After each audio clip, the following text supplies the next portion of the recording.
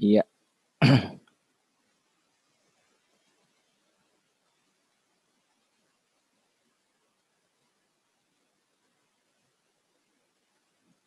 Ya, ya, baik. Mungkin nanti akan terputus-putus ya karena saya juga admit peserta yang baru datang begitu. Baik. Oke, kajian gender dalam penelitian sastra. Mula-mula saya akan menampilkan gambar ini. Tentu saja ketika Anda masih kelas 1 SD, Anda Anda mempelajari bahasa Indonesia. Di dalam pelajaran bahasa Indonesia ada teks yang mengatakan ada tulisan yang menampilkan bapak ayah membaca koran sedangkan ibu memasak di dapur, gitu kan? Seperti di gambar ini. Di gambar ini ayah membaca koran, kemudian kakak mungkin ya itu ya, kakak menyapu, kemudian ada lagi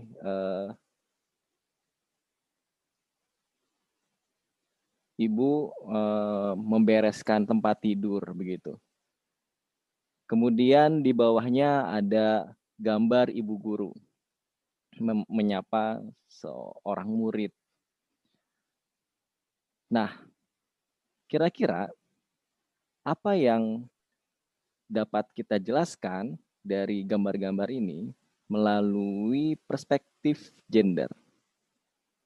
Ada yang bisa jawab nggak?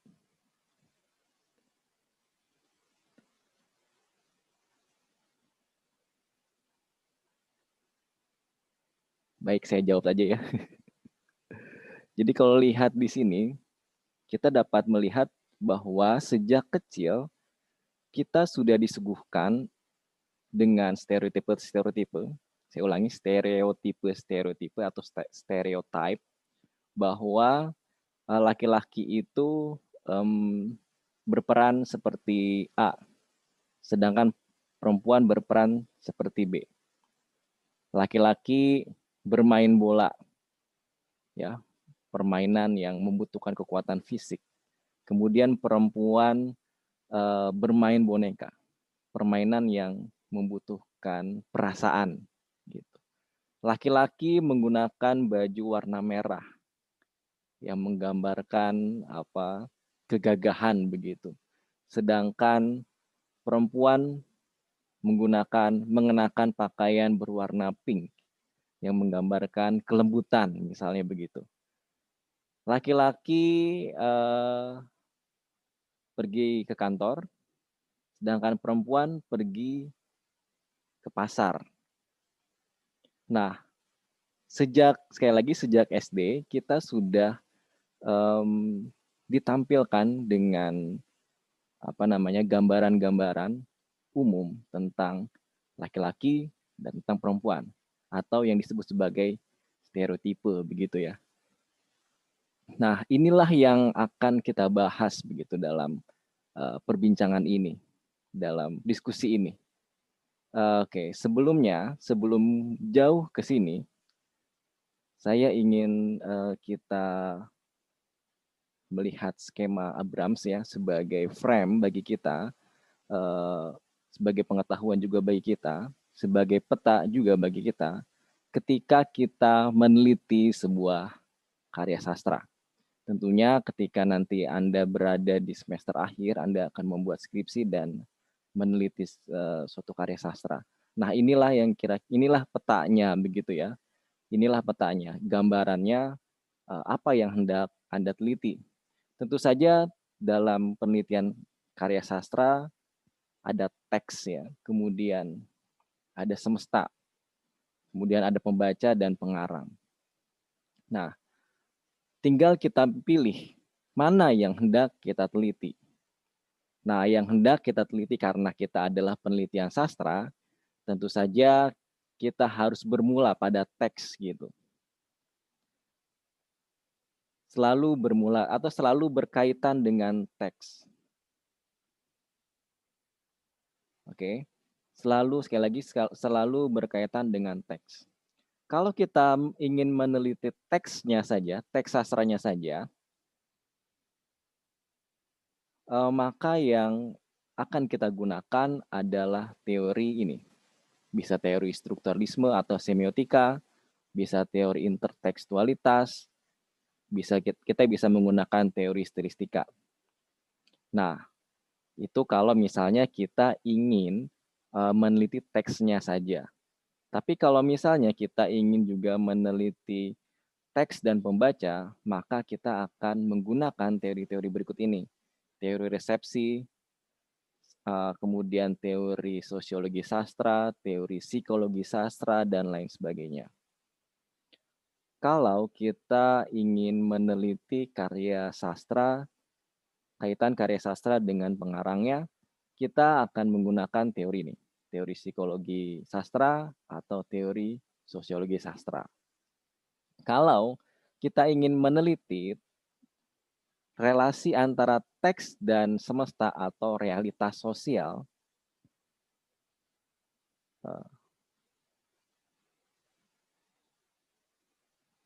kita akan menggunakan teori berikut ini. Ya, teori sosiologi sastra ya tentu saja ya.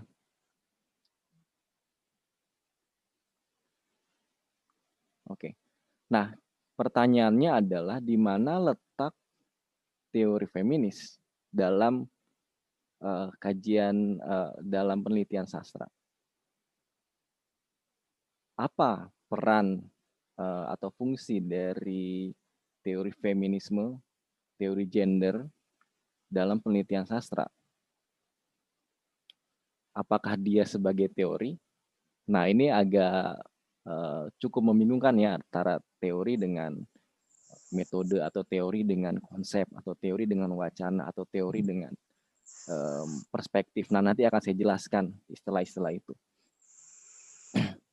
Nah, di mana letak kajian gender dalam penelitian sastra?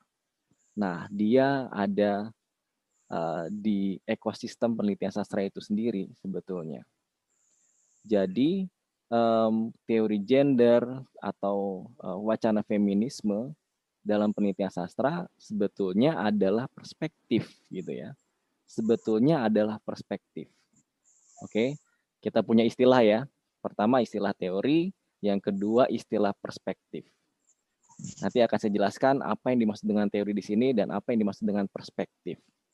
Jadi ketika kita ingin meneliti teks dengan teori strukturalisme semiotik, nah kita dapat menggunakan perspektif gender dalam penelitian tersebut. Jadi ada dua hal yang dipakai. Yang pertama adalah teori, yang kedua adalah perspektif. Kalau kita ingin meneliti teks dengan semesta atau kaitan teks dengan realitas sosial, kita gunakan teori sosiologi sastra atau strukturalisme genetik. Nah, dalam pengaplikasian teori itu, kita dapat menggunakan perspektif gender. Jadi gender di sini atau wacana feminis di sini adalah perspektif. Lebih konkret lagi, saya coba analogikan ya antara teori, perspektif, mungkin juga nanti metode dan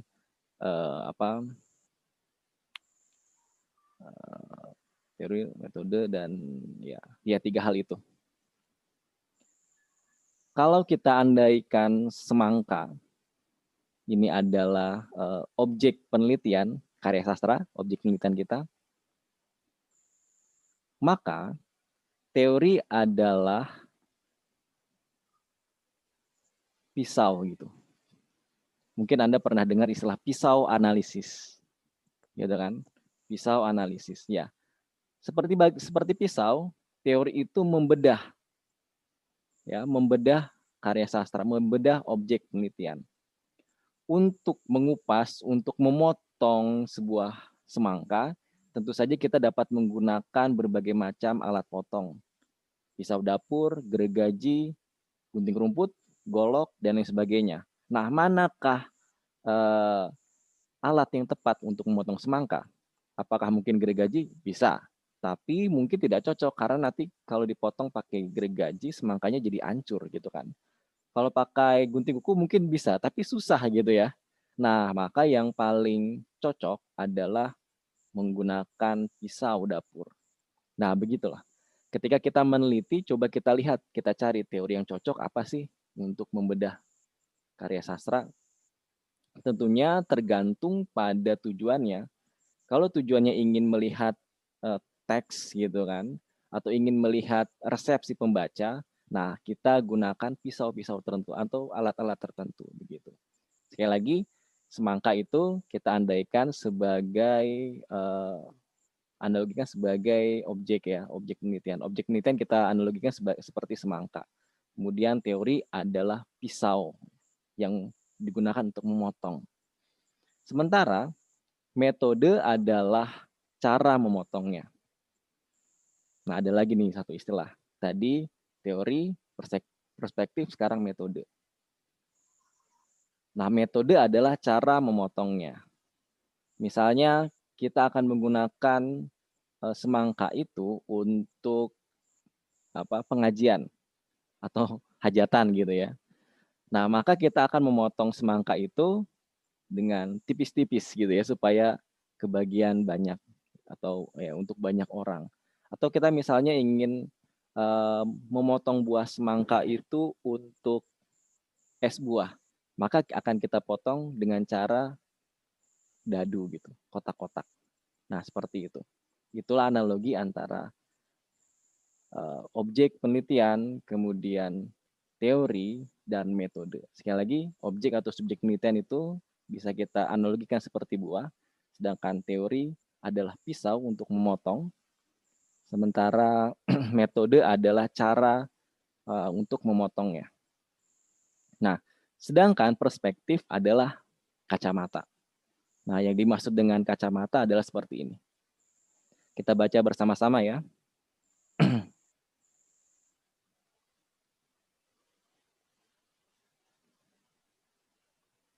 Sungguh nahas nasib Nuryati alias Giok, 36 tahun. Warga Jalan Jenderal Suprapto nomor 30B, Kemayoran, Jakarta Pusat. Ketika sedang menonton TV, sekujur tubuhnya disiram bensin oleh suaminya, Muhtar Ismail alias Utar, 43 tahun, lalu dibakar. Walau sekujur tubuhnya nyaris hangus, warga yang mendengar jeritan korban berhasil menyelamatkannya. Menurut pengakuan Utar, ulah nekatnya terjadi karena ia tidak tahan dicurigai istrinya terus-menerus. Nuryati kerap mencurigai suaminya berselingkuh dengan orang lain. Maka, saya siram dia pakai bensin, Pak, lalu disulut dengan api rokok, ujar Utar, sang pelaku. Ini dikutip dari Indopos, Selasa 14 November 2006. Kalau kita melihat teks ini dengan tanpa perspektif, maka kita akan melihat ya ini hanya berita sekadar saja gitu ya. Tapi coba kita gunakan perspektif gender dalam ketika membaca berita ini. Maka yang terjadi adalah apa? Kesimpulan yang berbeda ya ketika kita membacanya tanpa dengan menggunakan perspektif. Bedanya di mana coba? Apa yang kita dapatkan ketika kita menggunakan perspektif gender dalam atau saat membaca berita ini? Kalau kita membaca berita ini dengan tanpa perspektif, maka yang kita akan dapatkan informasinya adalah bahwa terjadi penganiayaan terhadap siapa namanya? Nuryanti yang dilakukan oleh suaminya yaitu Muhtar. Nuryanti disiram bensin dan dibakar oleh Muhtar. Nah, itu yang kita dapatkan. Nah, kalau misalnya kita menggunakan perspektif gender dalam membaca berita ini, apa yang akan dapat kita simpulkan?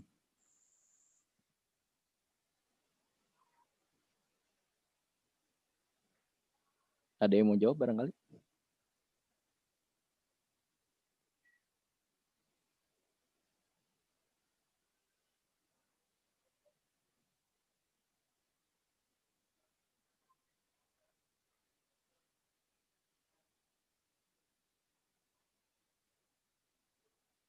Kalau kita menggunakan perspektif gender, ya, apa yang akan kita dapatkan dalam atau simpulkan dalam berita ini?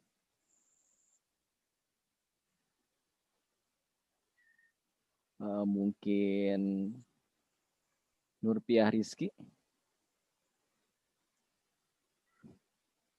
Kira-kira apa yang ingin disampaikan oleh berita ini atau apa kesimpulan dari berita ini ketika kita menggunakan perspektif gender?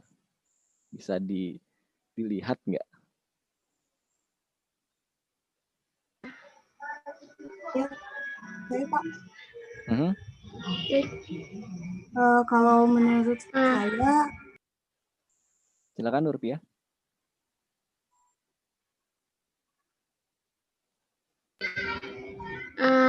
Menurut saya di sini yang ingin disampaikan yaitu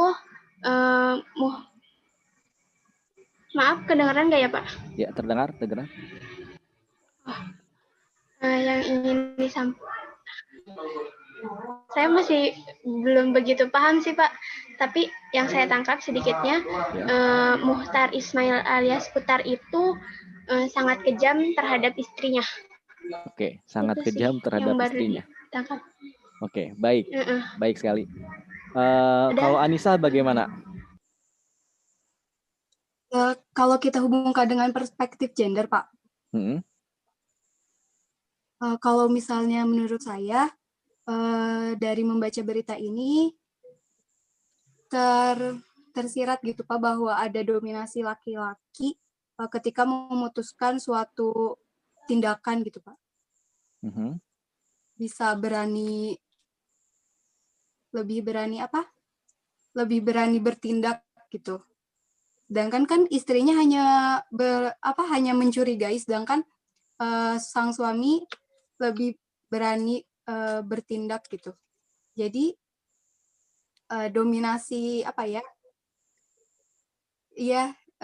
laki-laki lebih berani bertindak gitu Pak. Ya, dalam baik. Memutuskan suatu hal. Terima kasih Pak. Ya, terima kasih. Jadi kira-kira begitu ya. Jadi suaminya kejam banget sih gitu kan. Terus suaminya ini betul-betul dominan ya terhadap istrinya. Oke. Nah, yang perlu kita lihat lagi kalau kita menggunakan perspektif gender, kita akan melihat berita ini gitu ya. Malah menyalahkan Nurianti gitu loh. Yang di blow up dalam berita ini kan sebab si Muchtar ini menyiram Nurianti gitu kan. Sebab apa sebabnya? Sebabnya tadi ya curiga begitu. Jadi kan pembaca akan ya ini sih ceweknya sih curiga gitu. Coba kalau ceweknya istrinya nggak curiga kan nggak disiram. Begitu ya. Nah, seperti itu. Sama dengan berita-berita seperti ini. Karyawati berbaju seksi diperkosa oleh sekelompok pemuda misalnya. Nah, itu kan kelihatan jelas. Ya pantas lah dia kan pakai pakaian seksi. Nah, begitu ya. Jadi ketika kita menggunakan perspektif gender, ingat perspektif itu adalah kacamata. Maka yang akan kita lihat adalah ya tentang gendernya. Kalau misalnya kacamatanya warna merah, ya kita akan melihat teks itu berwarna merah. Begitu. Oke. Nah, yang diperlukan ketika kita menggunakan perspektif gender dalam meneliti karya sastra atau membaca karya sastra adalah ini. Membaca sebagai perempuan ya. Kita harus bisa membaca sebagai perempuan. Walaupun Anda laki-laki, Anda harus bisa membaca sebagai perempuan. Jadi memosisikan diri kita ya seperti perempuan. Kira-kira begitu ya kasarnya ya. Kurang lebih seperti itu. memosisikan diri kita seperti perempuan. Kalau kita baca ini, coba posisikan kita sebagai perempuan, sebagai Nur Hayati.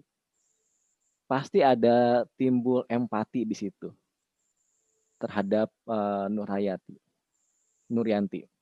Kalau kita tidak menggunakan membaca sebagai perempuan, ya kita tidak akan menemukan itu gitu.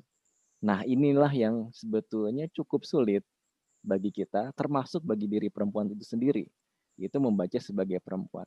Kadang-kadang perempuan tidak membaca sebagai perempuan ya, dia kurang melihat gitu, kurang menjadi perempuan ketika membaca teks sastra. Oke, bagaimana cara melatihnya? Ya tentu saja dengan dilatih di kehidupan sehari-hari ya, kita menghargai, kemudian kita berempati dan lain sebagainya begitulah ya, melatih kepekaan kita terhadap perempuan dan lain sebagainya. Nah, itu yang dibutuhkan. Kadang-kadang bagi peneliti yang baru meneliti, hal inilah yang sulit gitu, yaitu membaca sebagai perempuan. Reading as woman. Baik. Nah, untuk mempertajam kacamata itu, sebetulnya kita dapat menggunakan berbagai macam kacamata ya, atau berbagai macam aliran-aliran feminis ketika kita ingin melihat teks sastra.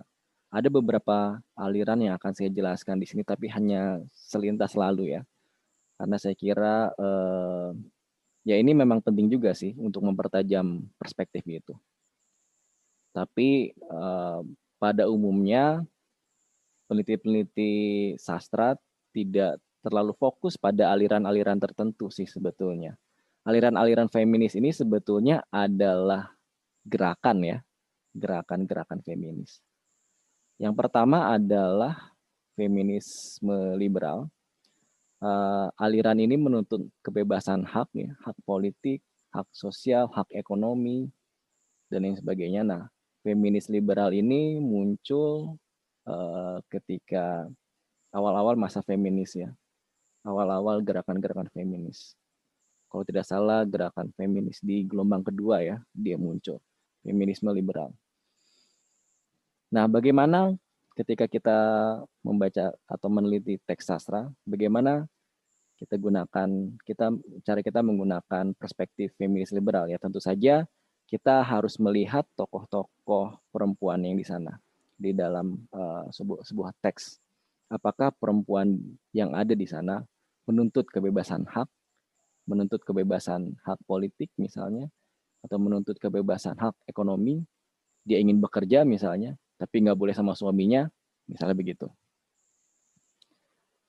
Kemudian ada lagi feminisme radikal. Nah, aliran ini adalah aliran yang menuntut kesetaraan khususnya dalam hal seks, gender, dan sistem reproduksi. Oke, jadi melihat tubuh gitu ya sebagai representasi dari seks dan gender seperti itu. Kemudian ada lagi feminisme sosial marxis. Aliran ini adalah aliran yang menuntut keadilan kelas sosial.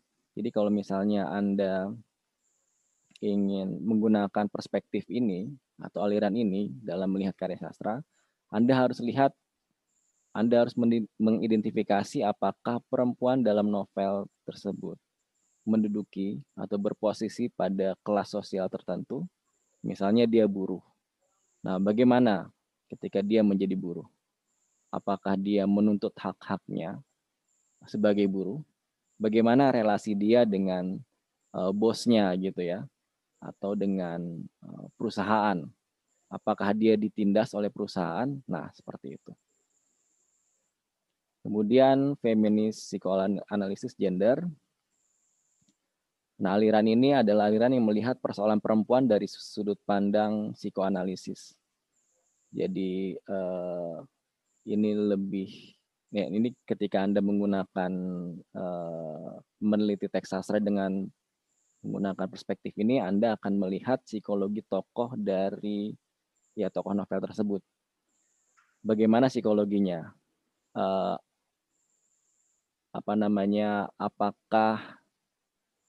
Apakah tokoh tersebut misalnya istilah psikoanalisisnya ya, kehilangan sosok laki-laki misalnya, atau mendambakan sosok laki-laki, atau ada obsesi apa gitu terhadap tokoh laki-laki. Bagaimana dia memandang dirinya sebagai perempuan? Apakah karena dia tidak memiliki penis, dia menjadi merasa kurang gitu sebagai manusia. Nah, seperti itu kira-kira ya. Jadi lebih ke psikologi tokoh, tapi dengan perspektif feminis. Misalnya lagi, kenapa dia harus cantik gitu kan? Apakah dia terpengaruh oleh iklan atau oleh wacana femininitas dan lain sebagainya. Kemudian ada lagi feminis eksistensialis. Aliran ini adalah aliran yang menuntut pengakuan keberadaan perempuan. Begitu. Kita lihat nanti tokohnya, apakah tokohnya itu eksis gitu ya dalam cerita tersebut, ingin menampakkan dirinya, ini lo gue gitu misalnya. Ini lo gue perempuan gitu. Nah, seperti itulah pokoknya ya. Kemudian feminisme pasca modern, nah ini agak berbeda dengan feminisme yang di atas. Nah, ini menarik ya sebetulnya ya. Aliran ini adalah aliran yang membalikan wacana utama feminis. Wacana utama feminis itu kan penindasan, subordinasi gitu. Nah, aliran ini menjadikan subordinasi itu sebagai senjata. Maksudnya begini, ketika kita melihat artis gitu ya, Blackpink gitu, mengeksploitasi seolah-olah dieksploitasi tubuhnya oleh manajemennya misalnya. Wah itu Jennie itu terlalu seksi, atau ya misalnya siapa sih penyanyinya? Ya pokoknya Blackpink ya. Dieksploitasi gitu tubuhnya. Wah kasihan ya dia gitu. Nah tapi di sisi lain kan mereka mendapatkan uang atau mendapatkan keuntungan atas eksploitasi itu. Nah jadi dibalik gitu ya wacananya tuh. Seolah-olah kita melihat bahwa Blackpink itu dieksploitasi tubuhnya. Disuruh menggunakan pakaian seksi. Padahal dari sanalah mereka mendapatkan keuntungan dan mereka merasa mereka fine-fine aja. Gue fine-fine aja. Yang penting gue dapat duit gitu misalnya. Nah, aliran ini sebetulnya lahir pada periode 90-an ya, ketika itu Space Girl, tau nggak sih Space Girl? Girl band di Inggris, yaitu mendapat kritik nih, menjual tubuhnya gitu kan, atau mengeksploitasi tubuhnya untuk dieksploitasi oleh laki-laki gitu ya. Tapi sebetulnya menurut mereka, menurut Space Girl, ya nggak apa-apa kan gue dapat keuntungan dari ini. Nah seperti itu kira-kira. Kemudian ada lagi feminisme multikultural.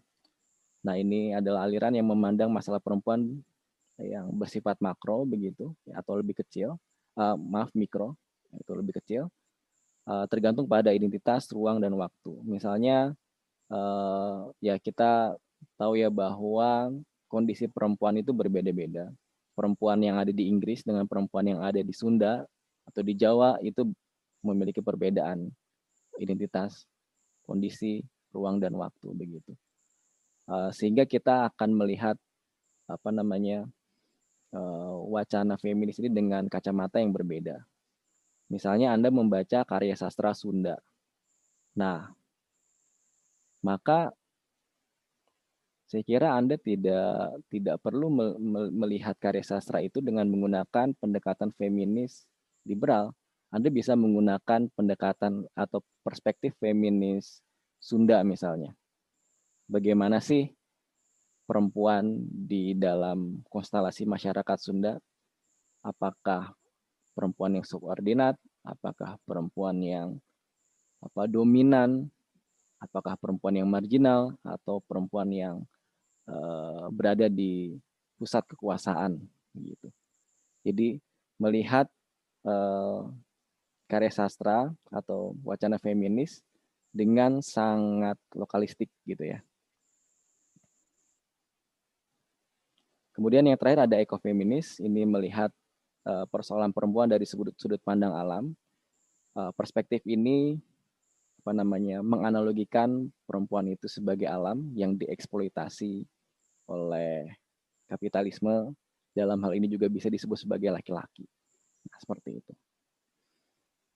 Yang ingin saya katakan sebetulnya dalam hal ini adalah bahwa lawan dari feminis itu bukan laki-laki ya, tapi sistem. Sistem apa itu nanti akan kita bahas. Oke. Saya ada satu tayangan, mungkin tidak akan saya putar semuanya ya.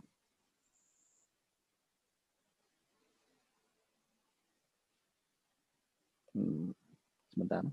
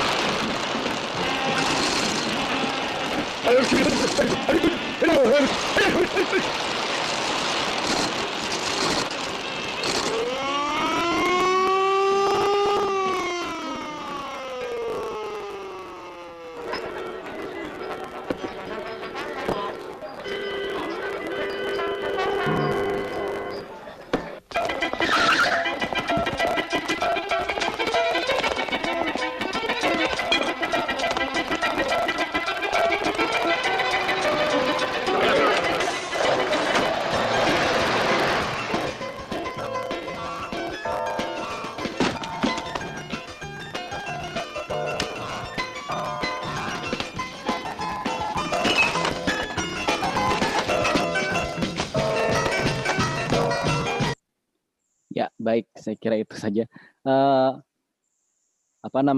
Kita di video ini kita lihat bagaimana peran perempuan dan laki-laki ya dalam satu rumah tangga, suatu rumah tangga begitu. Kita lihat di sini perempuannya atau sang ibu dan anak perempuan memiliki tugas yang berat juga ya, memasak, membereskan rumah, mengurus anak, mengurus suami gitu, mengurus hal-hal yang sifatnya domestik atau kerumah tanggaan. Sementara laki-lakinya atau suami atau anak laki-laki itu bekerja, hanya bekerja sebetulnya kan. Di rumah dia dilayani oleh istrinya. Nah, sementara ibunya harus bekerja juga kan, bekerja juga dia bekerja di pabrik ya kalau nggak salah, di pabrik tekstil atau garment. Dan kita lihat di situ di dalam video ini bahwa upah yang diterima oleh laki-laki itu berbeda dengan upah yang diterima oleh perempuan. Kalau laki-laki tadi 2 koin, sementara perempuan tadi 1 koin gitu. Kemudian di sini kita lihat juga waktu ya. Perempuan seperti tidak memiliki waktu untuk dirinya sendiri. Dia bekerja, melakukan aktivitas untuk keluarganya. Sementara laki-laki di sini dia memiliki waktu untuk mengekspresikan dirinya, untuk menghibur dirinya. Sepulang kerja dia bisa minum-minum, bahkan ketika di rumah dia bisa hanya menonton TV saja tanpa membantu istrinya seperti itu. Nah, video tadi sebetulnya adalah representasi dari kenyataan sosial ya. Inilah yang terjadi di sekitar kita seperti itu. Nah, kalau kita menggunakan perspektif gender tadi, ya kita akan melihat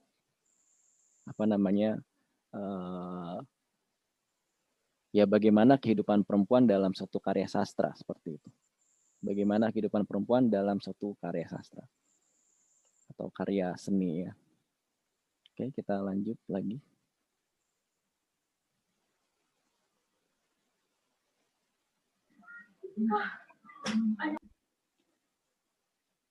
Ya, sampai sini ada pertanyaan sebelum saya lanjut.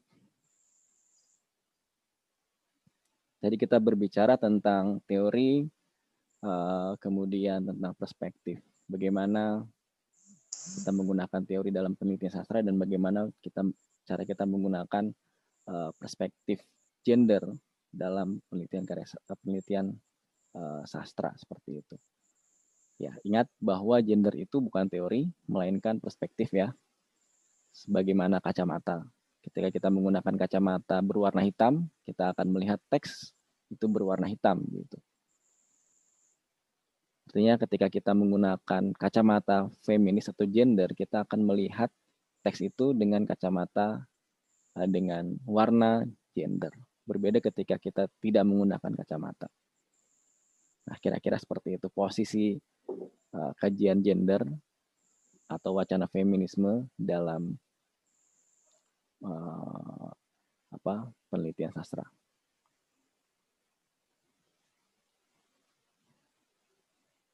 Jadi ketika Anda meneliti sastra, ya tentu saja Anda harus menggunakan teori-teori yang saya sebutkan tadi, strukturalisme, stristika, semiotika, atau sosiologi sastra gitu. Nah, baru kemudian untuk memperkaya atau memperdalam penelitian Anda dapat menggunakan perspektif gender. Gitu ya. Jadi posisinya seperti itu. Untuk mempertajam perspektif, Anda dapat menggunakan aliran-aliran yang ada dalam karya sastra dan yang ada dalam teori feminis. Tadi saya sebutkan ada 8 ya kalau tidak salah atau 10 tuh. Aliran. Sebetulnya masih banyak lagi ya, mungkin masih banyak lagi ada aliran feminis teologis misalnya yang melihat wacana feminis itu dari sudut pandang agama. Ya, seperti itu. Oke, saya lanjutkan ya kalau tidak ada.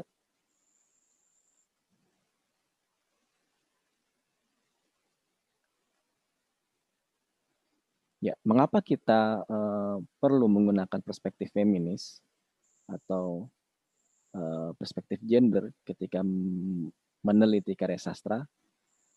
Yang pertama adalah kita harus sadar bahwa budaya patriarkat ini sangat melekat pada segala aspek kehidupan begitu. Nah, kita muncul lagi nih istilah budaya patriarkat. Saya kira Anda sudah tahu ya apa itu yang disebut sebagai budaya patriarkat. Oke. Nah, jadi musuhnya feminis itu bukan laki-laki. Laki-laki juga bisa menjadi korban budaya patriarkat.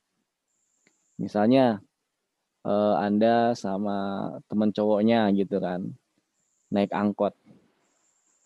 Kemudian yang laki-laki seolah-olah harus bayarin ongkos gitu kan ya. Bayarin ongkos si perempuan gitu.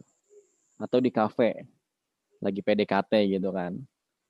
Supaya kelihatan gagah, laki-laki yang bayarin atau yang traktir. Kemudian perempuan di kereta misalnya lagi berdiri atau di bis lagi berdiri, seolah-olah dia punya hak untuk duduk gitu ya, dan seolah-olah laki-laki harus berdiri atau mempersilahkan perempuan duduk. Nah, jadi sebetulnya musuh dari feminis ini adalah budaya patriarkat, bukan laki-laki. Artinya musuhnya adalah sistem gitu, karena laki-laki juga sebetulnya menjadi korban dari budaya ini gitu. Bukan hanya perempuan ya, laki-laki juga sebetulnya jadi korban. Tapi dalam hal ini kita melihat bagaimana posisi perempuan dalam budaya patriarkat itu sih sebetulnya. Yang kedua, persoalan perbedaan laki-laki dan perempuan menjadi masalah yang selalu dibahas. Lalu, sastra di sini sebagai representasi dari kenyataan sosial, dia merekam kenyataan sosial yang ada, kenyataan laki-laki, kenyataan perempuan, bagaimana persoalan mereka dalam kehidupan sosial. Ya, sastra juga merepresentasikan persoalan gender gitu ya, seperti yang saya sebutkan tadi. Nah, di sini karya sastra mencitrakan perempuan dengan stereotipe tertentu. Nah, itu menjadi masalah. Misalnya perempuan itu di stereotipekan sebagai sosok yang keibuan, yang manja, yang lemah, murahan, bahkan penggoda. Padahal tidak begitu juga begitu kan dalam kenyataannya. Tapi karya sastra kerap menjadikan atau mencitrakan perempuan dengan citra-citra yang negatif yang saya sebutkan tadi.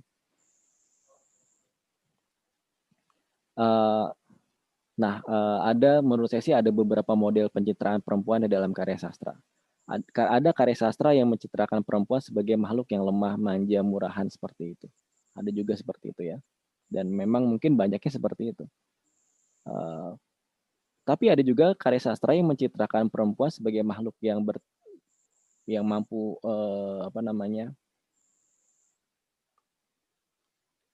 yang mampu mendominasi, maksudnya yang didominasi atau dihegemoni begitu, yang tertindas. Tapi karya sastra itu sebetulnya ingin menunjukkan kebobrokan budaya patriarkat. Misalnya kalau Anda baca Nawal El Saadawi, Anda akan mendapatkan karya sastra yang seperti ini. Dalam karyanya Nawal El Saadawi, Anda akan melihat tokoh perempuannya begitu ditindas ya, didominasi. Tapi sebetulnya karya sastra itu ingin menunjukkan bahwa budaya patriarkat itu ya harus ditinggalkan begitu. Harus diubah begitu ya. Bentar.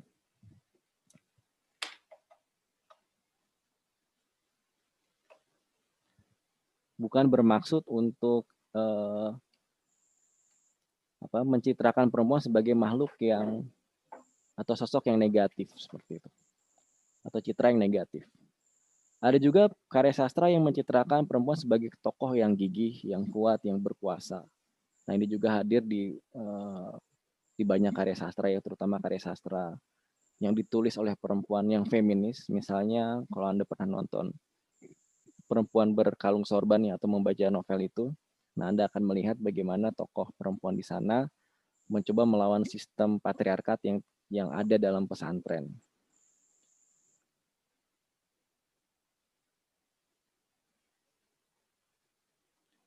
Oke.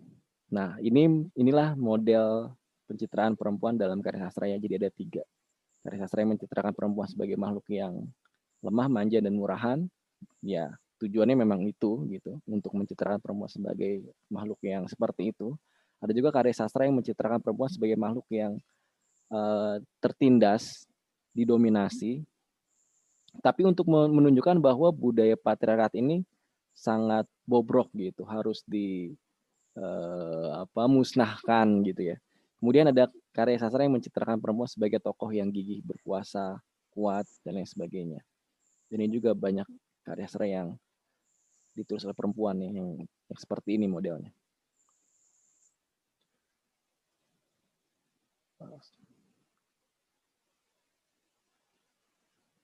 Nah, ketika kita ingin mengkaji sebuah novel, yang mana di sana ada tokoh perempuan,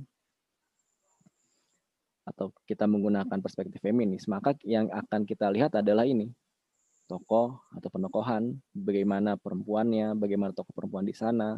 Pokoknya fokusnya pada tokoh perempuan sih sebetulnya, begitu. Bagaimana tokoh perempuan yang ada di sana, apakah dia mengalami penindasan, apakah dia mengalami marginalisasi, dan lain sebagainya.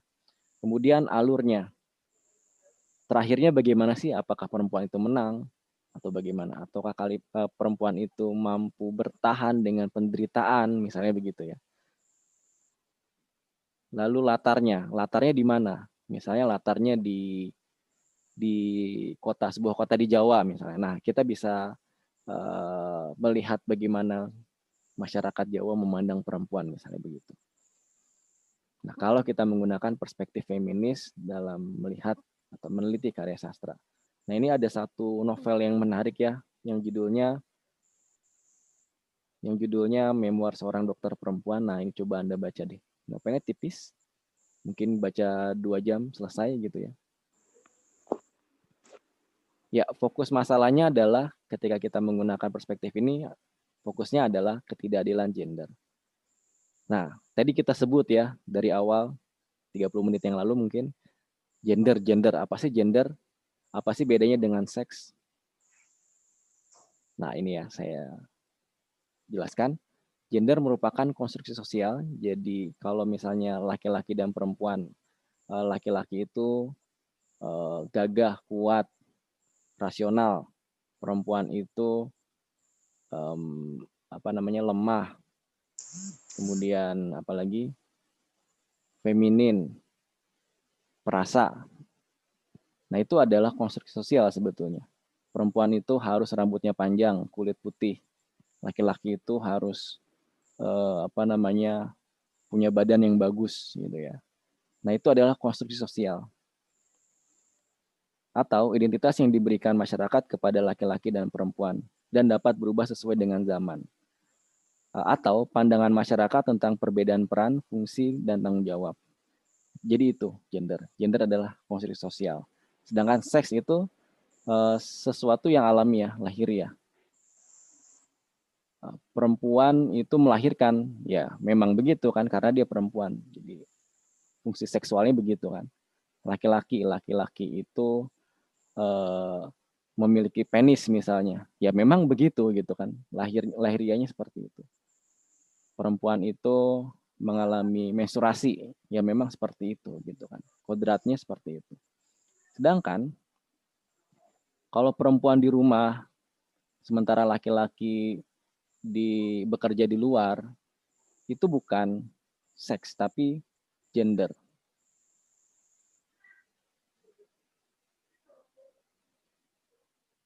Bukan kodrat ya, tapi adalah konstruksi sosial. Oke.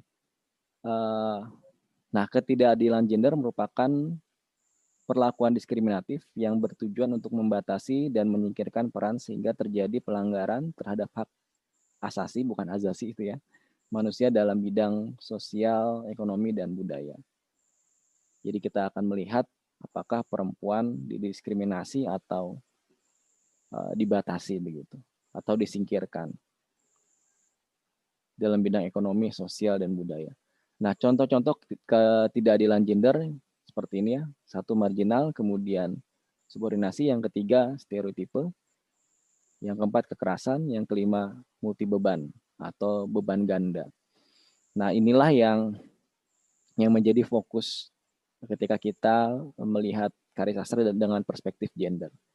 Kita lihat apakah dalam novel tersebut ada marginalisasi, ada subordinasi, ada stereotipe, ada kekerasan atau beban ganda yang dialami oleh tokoh perempuan. Marginalisasi itu apa sih? Menempatkan perempuan di pinggir, bukan di pusat kekuasaan. Jadi di sini perempuan itu dianggap tidak memiliki rasionalitas, sehingga dia tidak menjadi pemimpin gitu ya dalam sebuah komunitas atau dalam sebuah konstruksi masyarakat. Subordinasi itu apa sih? Subordinasi itu pemosisian perempuan menjadi lebih rendah daripada laki-laki ya. Jadi perempuan itu dianggap tidak mampu untuk menjalankan tugas-tugas laki-laki.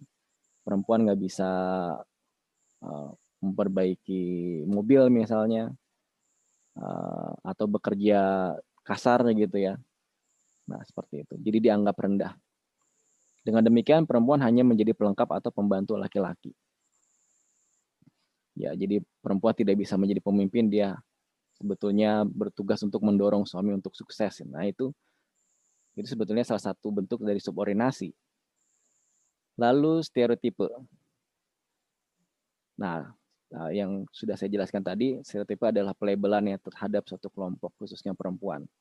Terdapat pelabelan negatif terhadap perempuan. Dengan demikian, perempuan termarginalisasi dan tersubordinasi. Akarnya sebetulnya ada di stereotipe ini. Stereotipe negatif yang terjadi pada perempuan. Saya punya cerita nih. Dengarkan baik-baik ya, tebak-tebakan ya. Suatu hari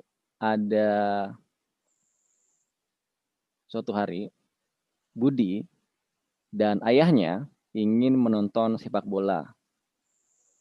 Mereka pun pergi berangkat ke stadion. Di tengah jalan, sebuah truk menabrak mobil yang mereka kendarai. Ambulans pun datang. Polisi pun datang untuk mengevakuasi korban. Seorang polisi kaget ketika melihat korban dari kecelakaan tersebut. Ternyata Budi adalah anaknya. Nah, siapakah polisi itu?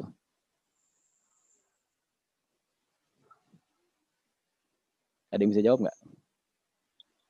Izin menjawab, Kak. Ya. Polisinya ibu dari anak suami tersebut. Ya, betul ya. Polisinya adalah ibu dari anak korban tersebut gitu kan. Mungkin sebagian besar di kelas ini akan menebak bahwa polisi itu adalah ayah angkatnya atau siapa begitu kan. Jadi terjebak ya dengan stereotipe bahwa polisi itu adalah laki-laki. Nah, seperti itu. Itulah stereotipe ya. Jadi kita menganggap bahwa polisi itu laki-laki, atau yang bekerja sebagai dokter itu pasti laki-laki. Nah, sebetulnya tidak seperti itu juga. Oke. Yang berikutnya adalah kekerasan. Kekerasan di sini sebetulnya bukan hanya kekerasan fisik, tapi juga kekerasan simbolik ya. Apa itu kekerasan simbolik? Misalnya Pak Sahlan nyuruh Anda atau menugaskan Anda untuk membaca buku tebal ya selama 3 hari. Kemudian Anda membacanya. Nah, sebetulnya Anda mengalami kekerasan simbolik ya, karena melihat Pak Sahlan ini adalah dosen saya gitu kan. Saya harus nurut. Nah, itu sebetulnya kekerasan simbolik. Ini contoh aja. Kemudian multi beban, kita bisa melihat hal ini ya ketika kita membaca karya sastra. Jadi kita lihat apakah perempuan dalam novel tersebut atau film tersebut mengalami beban ganda seperti yang di video yang saya tampilkan tadi. Dia harus mengurus rumah, kemudian di sisi lain juga dia harus bekerja, sementara laki-laki tidak. Apakah demikian? Nah, kita bisa membahasnya dalam karya sastra.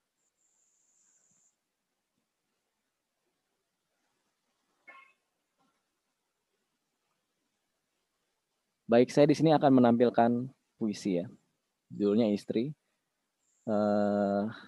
Saya minta bantuan siapa ya? Siapa yang ingin baca?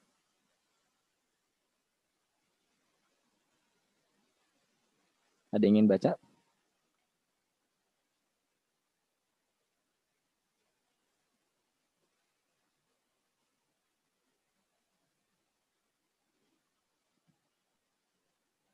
Aditya, ada Aditya Dwi?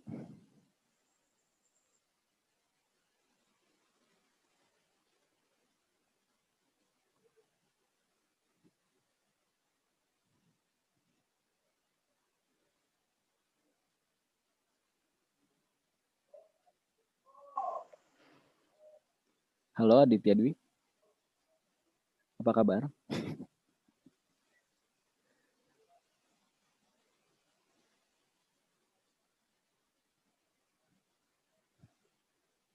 Atau Andika Putra?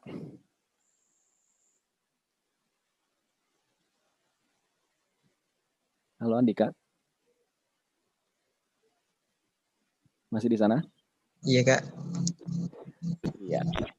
Coba minta tolong Andika, minta bantuannya untuk baca puisi ini. Bacanya biasa aja ya, nggak usah terlalu serius lah. Istri. Oke. Istri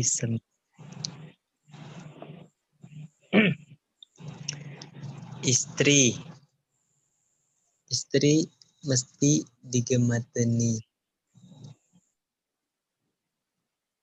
Istri sangat penting untuk kita. Menyapu pekarangan, memasak di dapur, mencuci di sumur, mengering rantang bawah, dan memergoki kita kalau kita masuk.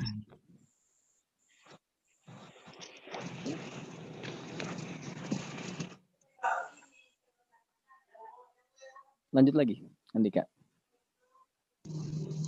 Iya, istri sangat penting untuk kita. Ia sisihan kita. Kalau kita pergi ke kandang, ia tertimbang kita.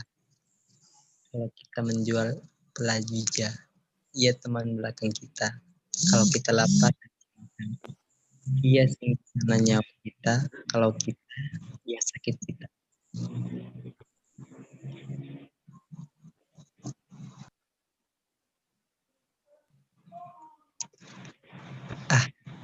Lihatlah, ia menjadi sama penting dengan kerbau, luku, sawah, dan pohon kelapa.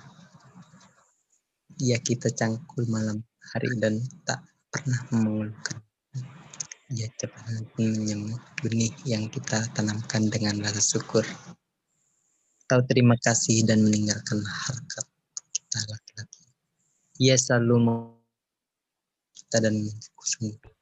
Seperti kita memelihara ayam, itik, kambing, atau jagung.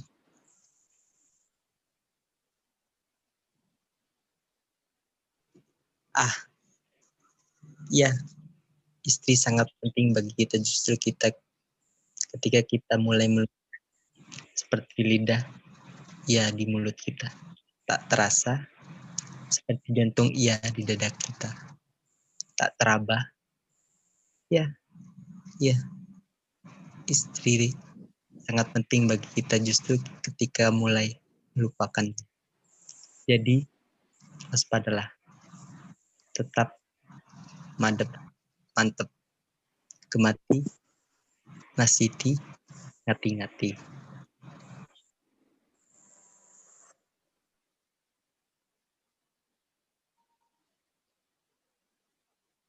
Lanjut, Andika.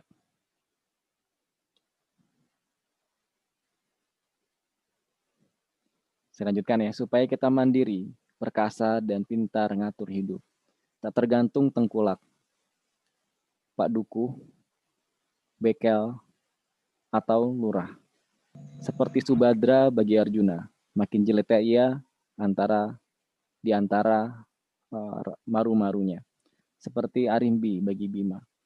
Jadilah ia jelita ketika melahirkan jabang bayi Tetuka. Seperti Sawitri bagi Setiawan. Ia memelihara nyawa kita dari malapetaka. Alangkah pentingnya istri ketika kita melupakannya. Hormatilah istrimu, seperti kau menghormati Dewi Sri, sumber hidupmu. Makanlah, karena demikianlah suratannya. Bagaimana ketika Anda membaca puisi ini? Bagi semua ya. persoalan-persoalan apa yang hadir dalam puisi ini?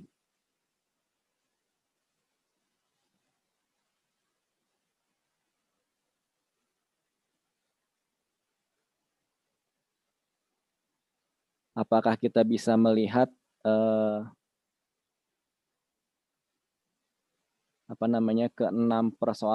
kelima persoalan ini? Ada marginalisasi nggak di sana? Apa ada subordinasi di sana? Ada stereotipe di sana? Kekerasan atau multi beban?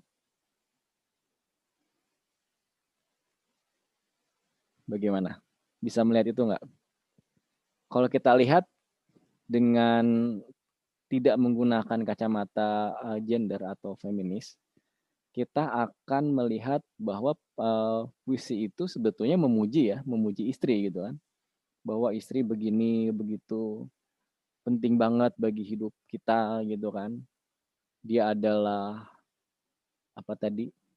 kerbau gitu ya. Dia seperti layaknya pohon kelapa. Dia ditanam gitu ya, digarap seperti tanah dan lain sebagainya gitu. Pokoknya puisi itu sebetulnya memuji, bukan sebetulnya. Puisi itu seolah-olah memuji istri gitu. Tapi ketika kita menggunakan perspektif gender, nah maknanya akan berubah atau kesimpulannya akan berubah barangkali. Bagaimana menurut siapa ini nggak kelihatan? Sebentar.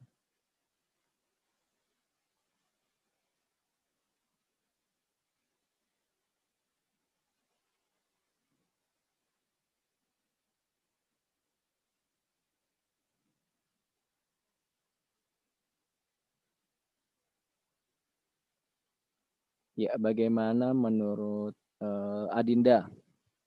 Adinda, gimana Adinda? Ketika Adinda membaca puisi itu,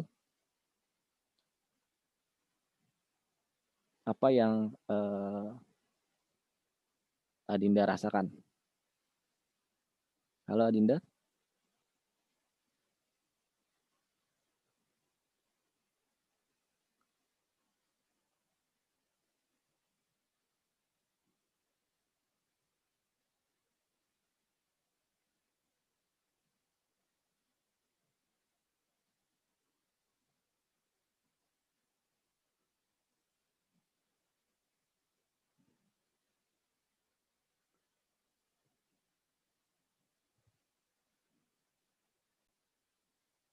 Atau Audrey?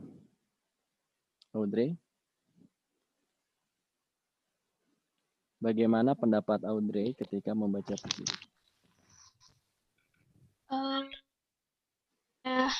Pribadi saat mendengar puisi tersebut dibacakan, yang pertama kali saya rasakan itu kesal, karena suara saya jelas tidak?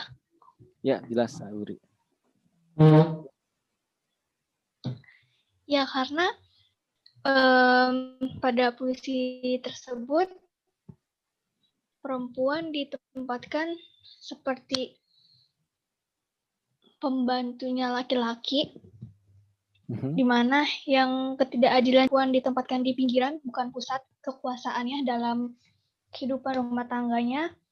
Juga posisi perempuan yang lebih rendah dari laki-laki, sampai tadi suami menyebutkan seperti kerbau. Kalau saya pribadi mengartikan kerbau itu bukan suatu pujian untuk istrinya. Terus juga ada kekerasan simbolik, sama perempuan mengalami beban ganda. Seperti itu. Iya. Ada pendapat lain, Puji?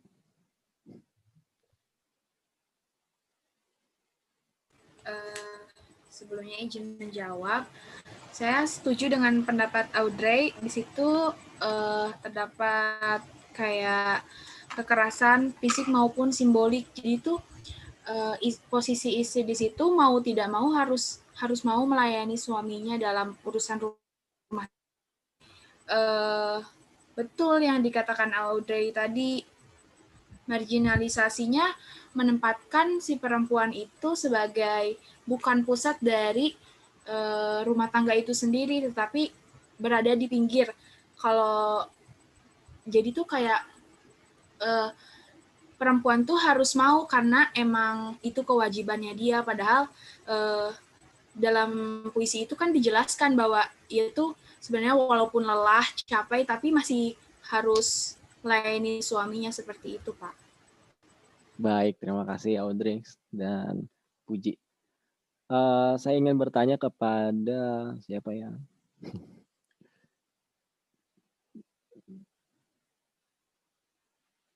Kepada Haryanto barangkali ya. Kalau Haryanto,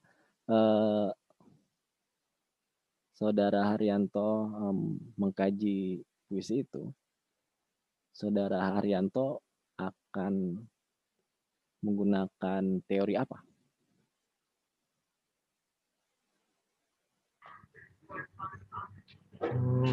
Mungkin menggunakan dia menjawab ya Bapak. Kan karena puisi tersebut lebih ke tentang kehidupan. Mohon maaf, diulang Haryanto. Akan menggunakan Karena di puisi tersebut itu menggambarkan tentang kehidupan, mengkaji dengan dari teori sosiologi. Nanti digabungkan dengan feminisme karena sosiologi tersebut dari kehidupan di desa tersebut dengan dilakukannya perempuan sebagai di situ pembantu dari seorang suaminya. Betul, Pak. Oke. Jadi akan menggunakan teori sosiologi sastra yang menghubungkan teks dengan kenyataan sosial ya atau semesta. Iya. Nah, kalau Saudara Haryanto lihat di situ masyarakat apa sih? Masyarakat dari apa sih yang coba digambarkan oleh puisi itu? Masyarakat yang mana? Dari sukunya. Dari sukunya melihat dari kerbau dan hal-hal yang lain yang terkandung dalam puisi lebih ke ranah masyarakat desa sih Bapak. Karena saya sendiri di desa juga dari dulu memang seorang istri itu harus ya memang karena paradigma ataupun norma yang sudah berkembang di masyarakat sejak dulu itu menduduki perempuan itu sebagai pembantu seorang suaminya. Tinggal di mana Haryanto? Di Kebumen Bapak. Di Kebumen, Jawa ya, di Jawa ya. Iya. Ya memang di Jawa itu ya perempuan itu apa? Istilahnya tuh sumur, dapur, kasur ya. Ya, sumur, dapur, kasur. Sumur, dapur, kasur. Nah itu wilayahnya itu di sumur, untuk menimba barangkali ya, bersih-bersih, di dapur memasak, di kasur reproduksi gitu sebagai media untuk reproduksi. Nah seperti itu. Jadi ketika kita menggunakan teori sosiologi sastra dengan perspektif gender, ya kita harus melihat masyarakat Jawa sebetulnya ya, bagaimana masyarakat Jawa memandang perempuan gitu. Dan yang paling penting adalah sebetulnya yang ingin disampaikan oleh puisi itu sih apa sih gitu. Nah itu yang menjadi pertanyaan akhirnya.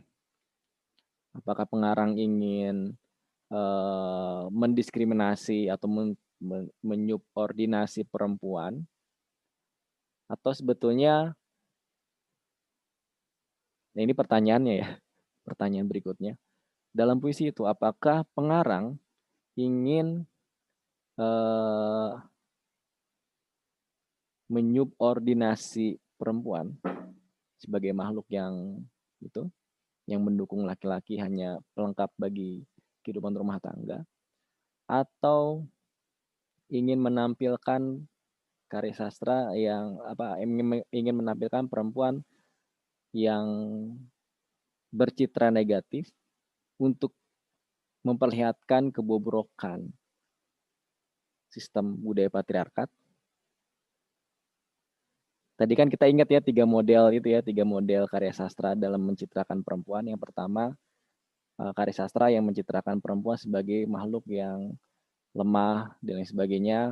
Kemudian karya sastra yang menunjukkan perempuan sebagai makhluk yang lemah, tapi sebetulnya tujuannya untuk memperlihatkan kepada pembaca bahwa begini loh sistem patriarkat itu. Atau perempuan yang ketiga, model karya sastra yang mencitrakan perempuan sebagai makhluk yang kuat.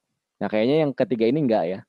Nah, antara dua ini nih, apakah karya sastra itu ingin menunjukkan bahwa perempuan itu yang lemah gitu, atau ingin menunjukkan perempuan sebagai makhluk yang lemah, tapi sebetulnya ingin menunjukkan bahwa ada kebobrokan dalam sistem atau budaya patriarkat. Kira-kira yang mana ya?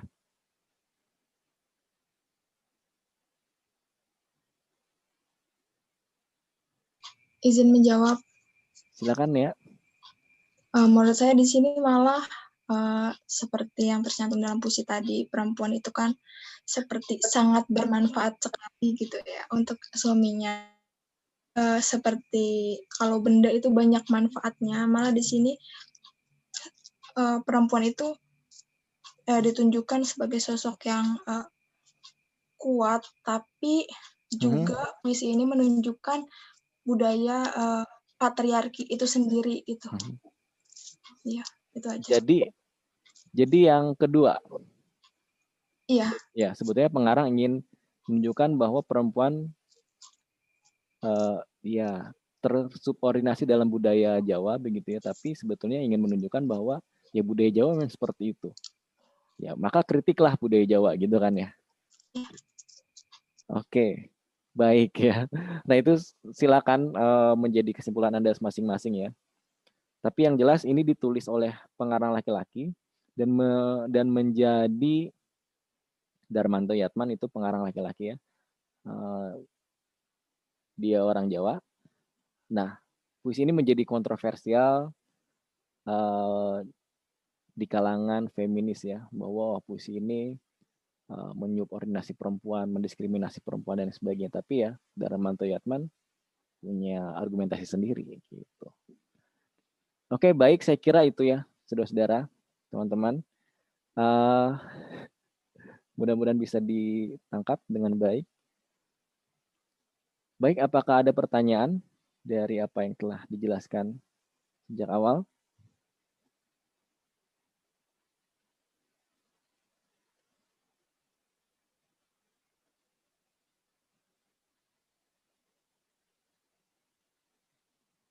Ada pertanyaan dari kolom chat? Coba saya jawab ya. Sebentar.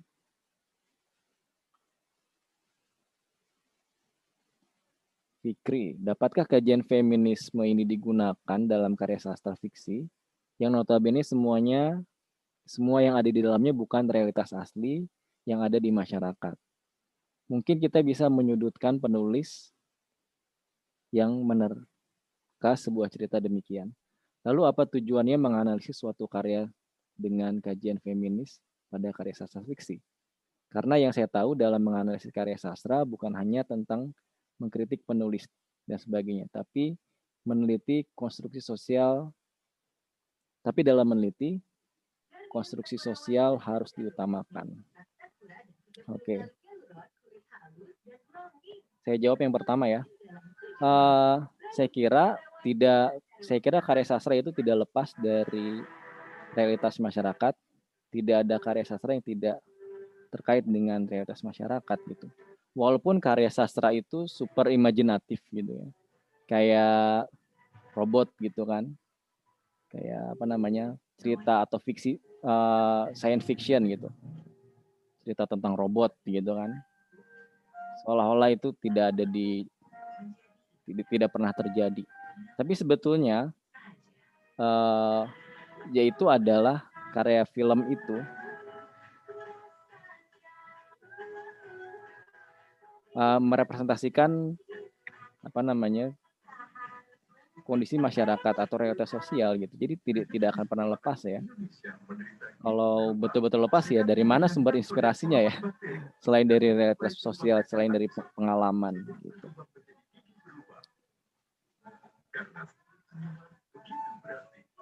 Bentar. Itu tolong di mute dulu. Siapakah itu? Nah, mungkin kita bisa menyudutkan penulis yang menerka sebuah cerita demikian. Lalu apa tujuan menganalisis suatu karya sastra dengan kajian feminis pada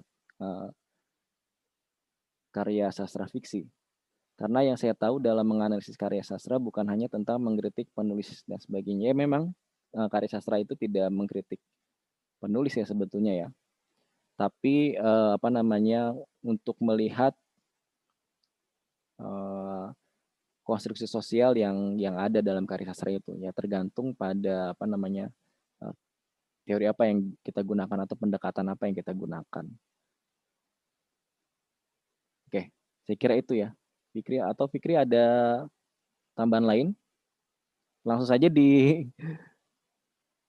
diutarakan supaya lebih jelas.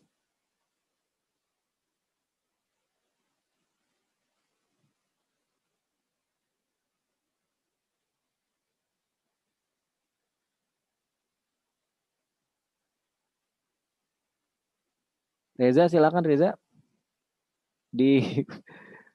Diutarakan aja, dilisankan aja.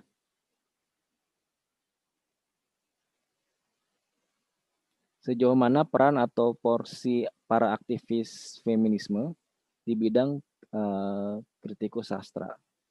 Oke.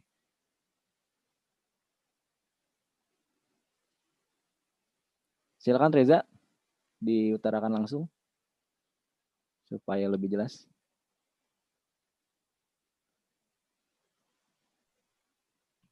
Halo, Pak. Ya. Jadi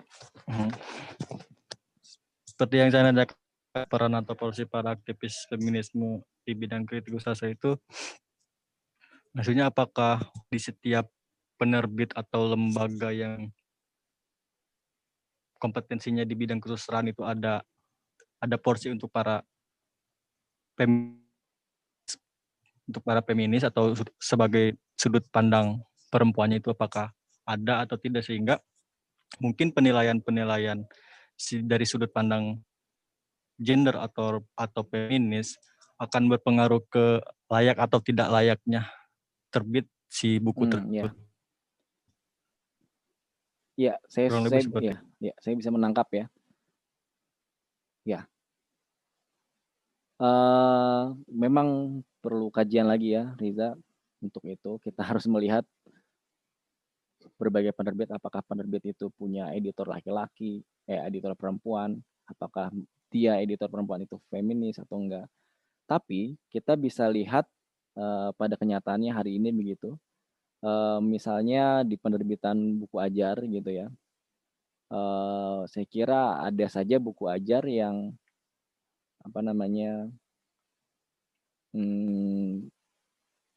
memosisikan perempuan sebagai makhluk kelas 2 gitu atau makhluk yang subordinat. Misalnya buku tadi ya, buku yang saya tampilkan di awal materi ini.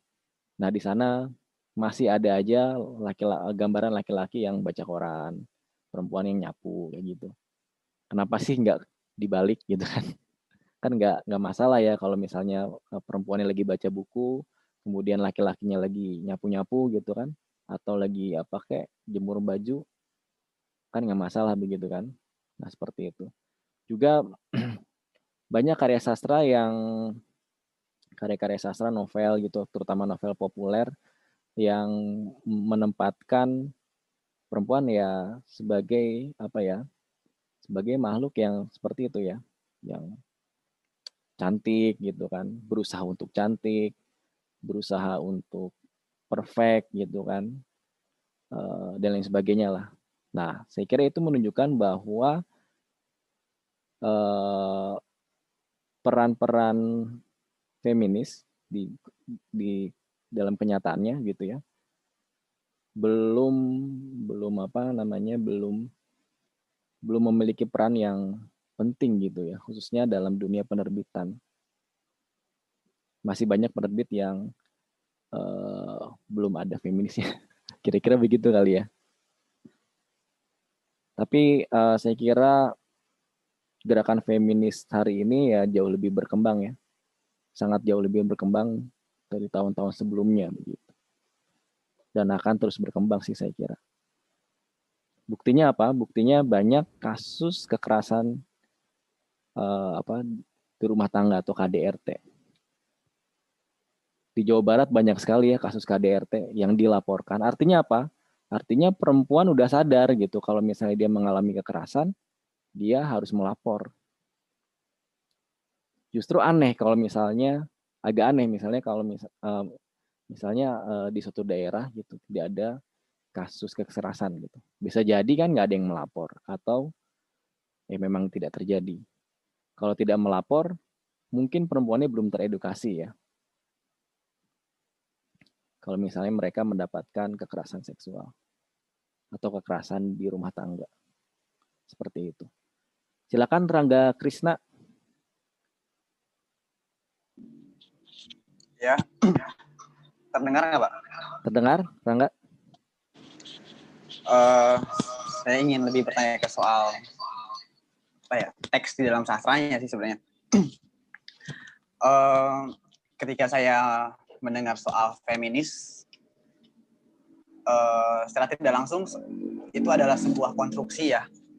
Feminis adalah sebuah konstruksi. Nah, saya ingin bertanya, setidaknya ada 2 pertanyaan yang saya akan kemukakan nanti. Yang pertama, jika dia adalah sebuah konstruksi, bagaimana ketika si pengarang menceritakan perempuan di dalam itu yang terkena dampak soal ketimpangan atau ketidakadilan, tetapi ya misalnya si perempuan sendiri itu menyepakati begitu. Apakah suasana seperti itu, suasana yang ada di dalam karya sastra itu bisa kita telaah sebagai nilai-nilai feminis atau tidak begitu? Kedua, yang saya pertanyakan adalah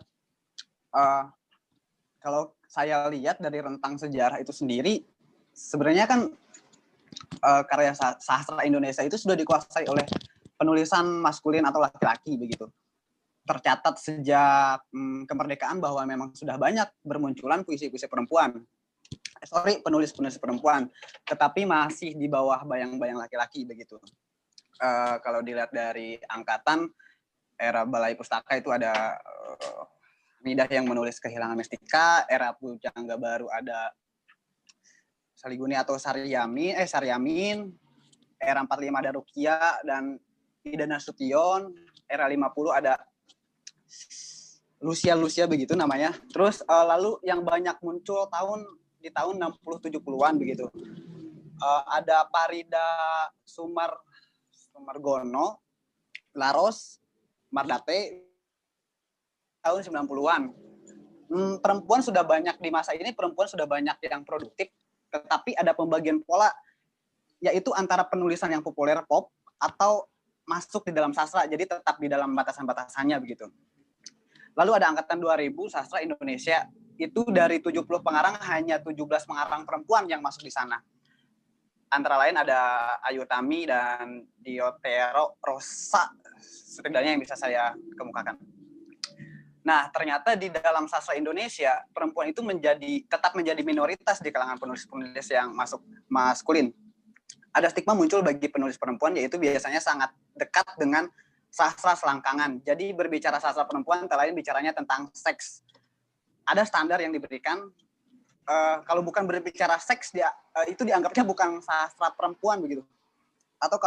Atau kalau perempuan itu menulis akan dianggap perempuan yang gila begitu, tanda kutip.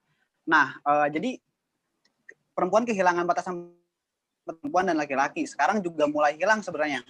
Jadi kalau temanya tentang selangkangan, temanya tentang homoseksualitas, tentang orientasi seksual, kita akan dekat dengan kritik-kritik sastra feminis sebenarnya. Padahal bisa saja yang menulis itu laki-laki sebenarnya. Tapi dianggapnya, ini temanya feminisme, sehingga akhirnya lebih terkait dengan persoalan ideologi. Ada lagi soal, ya jadi begitu yang bisa saya tangkap. ada Jebs, siapa ya namanya, Jebs Derrida mengatakan bahwa dalam teorinya menjelaskan bahwa kembali lagi realitasnya hanya pada teks begitu. Jadi teks ini menjadi kata kunci untuk membongkar narasi-narasi besar yang ada di dalam sastra itu sendiri. Tetapi ketika kita berbicara tentang penulis perempuan, karya sastra perempuan yaitu bukan ide atau bukan teksnya yang dilihat, tetapi justru malah menghadirkan hal yang lain, yaitu perempuan sendiri. Pada akhirnya ide atas tulisan perempuan itu tidak dilihat lebih utama, tetapi yang dilihat adalah penulisnya terlebih dahulu. Jadi ini kan menjadi problem apa yang akan dibongkar kalau pada akhirnya yang dibicarakan konteks adalah si perempuan itu sendiri. Nah, menurut itu bagaimana ya Pak ya kira-kira pergerakan feminisme di apa namanya di dalam sastra itu sendiri Pak? Begitu. Ya. Dapat poinnya nggak Pak? Ya. Untuk pertanyaan nomor 1 kita runut lagi ya.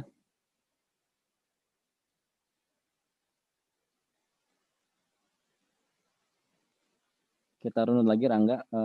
Jadi ada karya sastra nih. Karya sastra itu bagaimana Rangga menghadirkan gender. Gender itu adalah konstruksi sosial ya. Iya.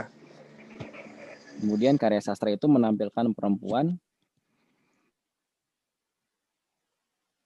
seperti apa Rangga?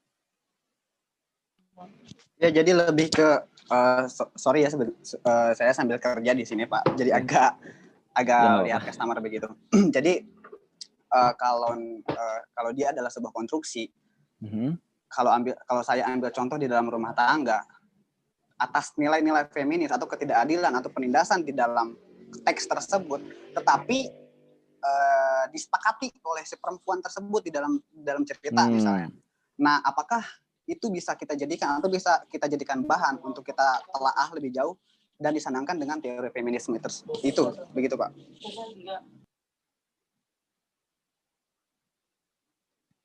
Jadi ada sebuah cerita, di situ ada ketidakadilan gender gitu. Nah, tapi di cerita itu tokoh perempuannya setuju kalau misalnya dia disuruh nggak boleh keluar rumah, nggak boleh bekerja, harus ngurus suami aja, ngurusin anak, ngerjain pekerjaan dapur, bersih-bersih, kemudian menjadi pelampiasan seksual gitu ya, atau alat untuk mereproduksi keturunan generasi. Nah, dia bersetuju. Apakah itu bisa dikaji dalam perspektif gender? Tentu saja. Tadi saya sudah menyebutkan ya bahwa ada 3 model karya sastra dalam mencitrakan perempuan. Yang pertama seperti yang tadi gitu kan, perempuan dicitrakan sebagai makhluk yang lemah, makhluk domestik, makhluk kelas 2. Yang kedua, karya sastra yang mencitrakan perempuan sebagai makhluk yang lemah, kelas 2, tertindas, tapi untuk menunjukkan bahwa ya budaya patriarkat itu bobrok gitu. Kemudian ada karya sastra yang ingin menunjukkan, yang mencitrakan perempuan sebagai perempuan yang tokoh yang kuat dan lain sebagainya. Nah, tinggal kita lihat di mana posisi dari karya sastra itu. Apakah model yang pertama, model yang kedua? Nah, tentu saja harus dikaji ya. Tapi itu bisa. Jadi bisa dikaji dengan perspektif feminis.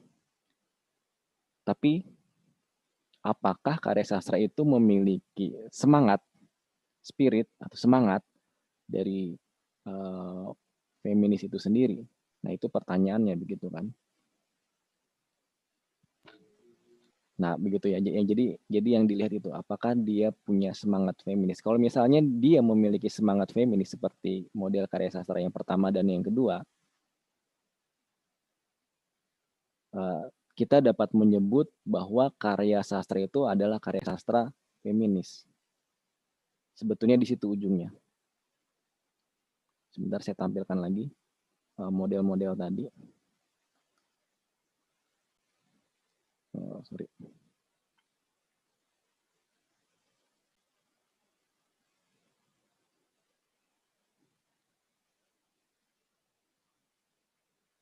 Nah, ini ya.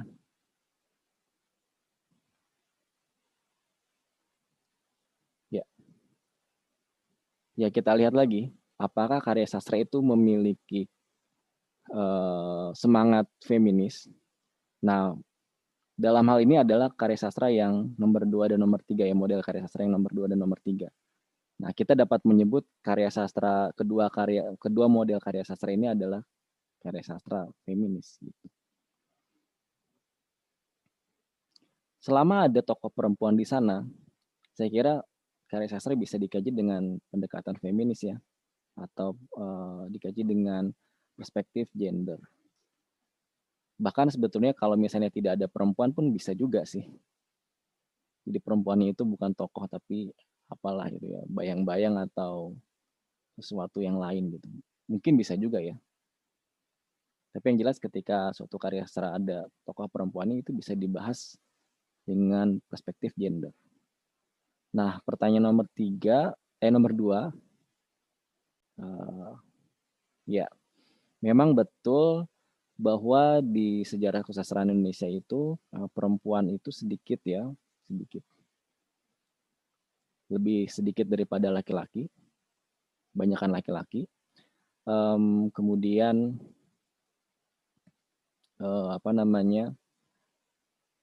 ya kenapa itu bisa terjadi begitu? Ya, saya kira penulis sejarah sastra Indonesia juga memiliki keterbatasan ya dalam hal data. Mungkin saja ketika itu data-data yang ada ya banyakkan laki-laki. Kemudian dan perempuan malah banyak menulis sastra populer ya, seperti yang disebutkan tadi ada Laros, kemudian Margate Mirawe, Helvitiano Rosa dan lain sebagainya. Pada umumnya mereka menulis sastra populer. Tapi menurut saya sih itu tidak masalah gitu. Kalau misalnya perempuan itu lebih sedikit daripada laki-laki, itu nggak masalah sih. Karena feminis itu menurut saya sih bukan masalah data ya. Bukan masalah kuantitas tapi kualitas begitu. Bisa saja pengarang perempuan bisa aja lebih banyak daripada pengarang laki-laki kalau misalnya di sensus. Karena yang punya banyak waktu untuk menulis ya perempuan. Karena pada suatu masa ya di Indonesia ya perempuan itu di rumah dan akhirnya mereka mengonsumsi majalah-majalah perempuan. Di majalah perempuan itu ada di majalah perempuan itu ada cerita pendek atau cerita bersambung. Nah, mereka mulai menulis karena mereka membaca. Dan di situ banyak sekali pengarang perempuan yang muncul. Dan ketika masanya Islam literature, popular literature, itu juga banyak pengarang perempuan ya sebetulnya. Nah, sekali lagi masalahnya bukan di kuantitas sih menurut saya, tapi di kualitas. Cikso mengatakan bahwa banyak perempuan yang menulis, tapi dengan cara laki-laki gitu. Bahasanya laki-laki, bahasa laki-laki itu ya sebetulnya ya kurang jelas juga ya apa yang dimaksud dengan bahasa laki-laki. Mungkin gaya bahasanya gaya bahasa laki-laki. Nah, sebetulnya itu yang ingin di-highlight oleh Cikso daripada data-data statistik itu. Harusnya perempuan bisa menulis sebagai perempuan begitu. Perempuan menulis dengan ciri khasnya sendiri. Kalau kata Cikso itu bahasa perempuan itu bahasa hias gitu ya. Bahasa yang berhias gitu. Nah, di situ justru terletak masalahnya, apakah perempuan bisa menulis dengan caranya sendiri? Apakah perempuan tidak bisa menulis dengan caranya sendiri? Sehingga dia mengikuti gaya kepenulisan orang lain. Nah, itu sebetulnya hal yang menarik gitu. Akhirnya memang banyak yang dilakukan ya, yaitu dengan cara ya mengeksploitasi atau mengeksplorasi seksualitas gitu ya, supaya itu untuk menemukan ciri khas mereka, atau menggunakan banyak bahasa hias ketika mereka menulis cerpen atau novel, Ya pokoknya pengarang-pengarang perempuan saya kira ingin dalam upaya untuk menemukan dirinya begitu. Apakah dia bisa menulis dengan cara perempuan? Ya salah satunya dengan ya mengeksploitasi seksualitas ya. Saya kira itu, Rangga. Bagaimana? Jelas sekali sih, Pak. Jelas dan baik. Terima kasih atas jawabannya ya, Pak ya. Soalnya itu sih yang saya resahkan itu ketika soal feminis. Ya, sayangnya memang banyak pengarang perempuan atau aktivis feminis yang menurut saya ya saya pernah menghadiri diskusi gitu. Di situ ada pengarang perempuan. Dia sangat menggebu-gebu ya. Ayo perempuan menulis, oke gitu. It's okay itu memang betul. Memang perempuan harus menulis ya supaya eksis gitu. Tapi persoalannya nggak di situ aja sih sebetulnya. Ada persoalan yang lebih signifikan lagi, yaitu ciri khas dari tulisan perempuan itu sendiri. Apakah sudah baik gitu kan, atau sudah mencirikan dirinya sendiri, merepresentasikan identitasnya sebagai perempuan. Kalau misalnya dia masih menulis seperti laki-laki, ya mungkin hanya sampai pada persoalan statistik itu tadi ya. Ada satu pengarang yang menurut saya sih bagus ya. Namanya siapa ya? Lupa lagi.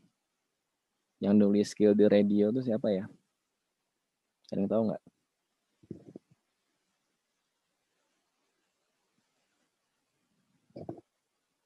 Ya, lupa lagi saya. Ya, dia coba mengkonstruksi itu ya. Dia coba menghancurkan bahasa laki-laki gitu. Dia menulis puisi tapi tidak menulis puisi dengan bahasa-bahasa yang lembut, bahasa khias yang lembut gitu, tentang bunga, tentang alam, enggak begitu. Tapi dengan bahasa dengan pilihan-pilihan kata yang mengejutkan gitu kan. Radio, televisi, dia munculkan di situ, apalah gitu. Sebetulnya ya seolah-olah kayak yang nulis itu kayak laki-laki, tapi bukan. Nah, dia sebetulnya ingin menunjukkan bahwa ya perempuan dia mencoba untuk menghancurkan bahasa laki-laki itu, yang dikatakan bahasa laki-laki itu. Udah saya lupa lagi namanya ya. Bisa cari di internet.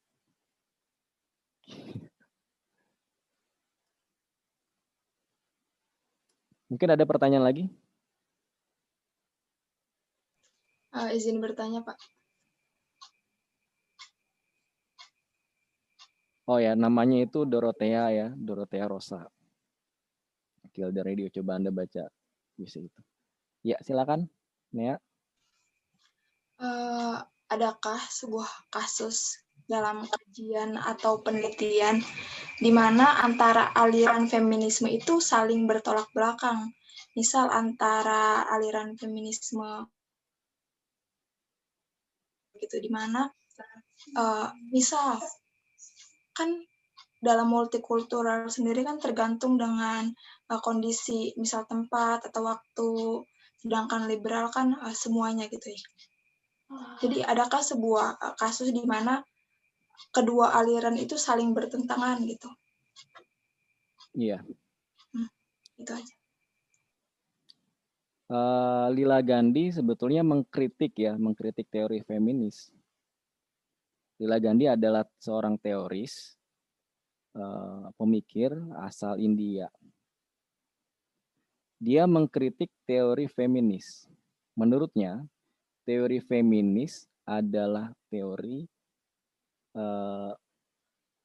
dari Barat yang belum tentu cocok dengan kultur Timur ya. Jadi teori feminis juga sebetulnya adalah kolonialisasi terhadap kebudayaan Timur. Menarik ya pemikirannya. Nah, barangkali disitulah letak negasi ya antara teori feminis satu dengan lainnya.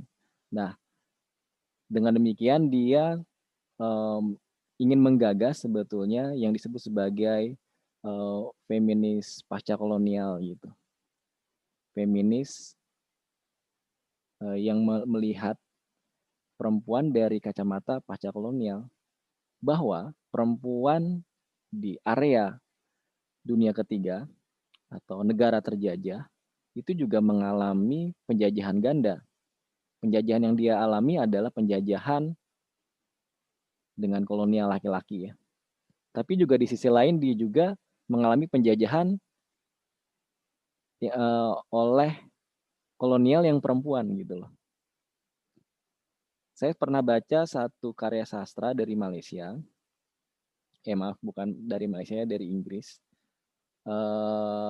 Bercerita tentang kolonialisasi yang terjadi di Malaysia. Nah, cerita tersebut menceritakan seorang pembantu di Malaysia. Dia bekerja untuk tuannya itu orang Inggris ya, kolonial Inggris. Nah, di situ dia tidak hanya mengalami penjajahan,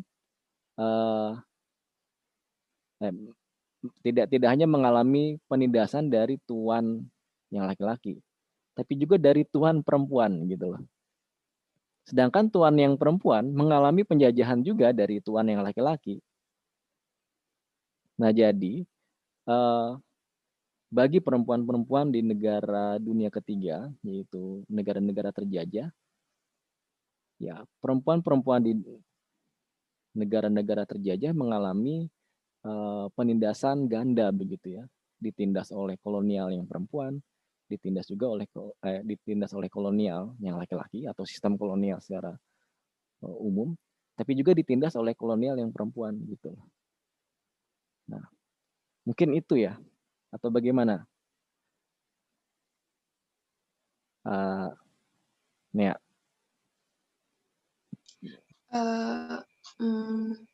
Mungkin jadi kalau misalnya ada kasus itu gitu Pak, antara kajian satu yang mempunyai aliran multikultural dengan kajian satunya lagi dengan yang mempunyai aliran feminisme liberal, jika tidak cocok itu apa gitu yang harus kita lakukan, gimana ya? Iya. Ya gitu, maksudnya yang harus ya gitu deh pokoknya. Anggapan kita tuh kita harus gimana gitu dalam menanggapi itu gitu, dalam menghadapi itu. Ya tentu saja memilih perspektif yang tepat ya. Tepat nggak nih kalau misalnya ada karya sastra yang menceritakan masyarakat Jawa gitu ya. Yang tadi yang kita baca, Istri judulnya. Oke, kita baca puisi Istri. Kalau kita dekati dengan perspektif aliran feminis liberal gitu, wah itu parah banget gitu kan. Istri di sana parah banget, dia mengalami penindasan dan lain sebagainya lah. Tapi kalau kita lihat dari sudut pandang feminis multikultural, dalam hal ini adalah feminis tradisional Jawa misalnya, atau femininitas Jawa, atau konsep perempuan Jawa. Nah ini memang perempuan ini sangat Jawa banget gitu loh. Perempuan Jawa yang memang seperti itu.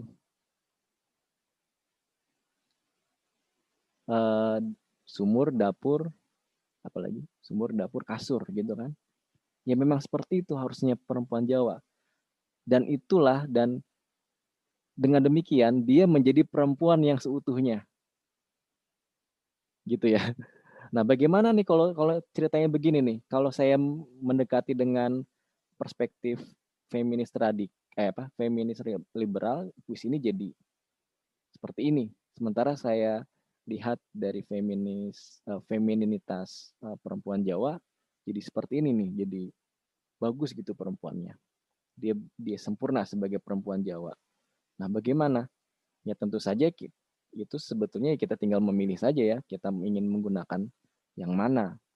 Dan tidak ada yang salah dari keduanya. Saya kira itu nih ya. Tidak ada yang salah dari keduanya. Ya baik, terima kasih Pak.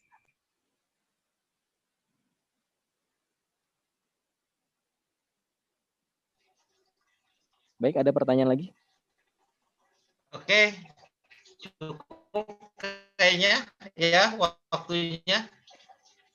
Cukup lah kayaknya, ini udah lewat. Kasihan Palanggang nih. Karena udah lewat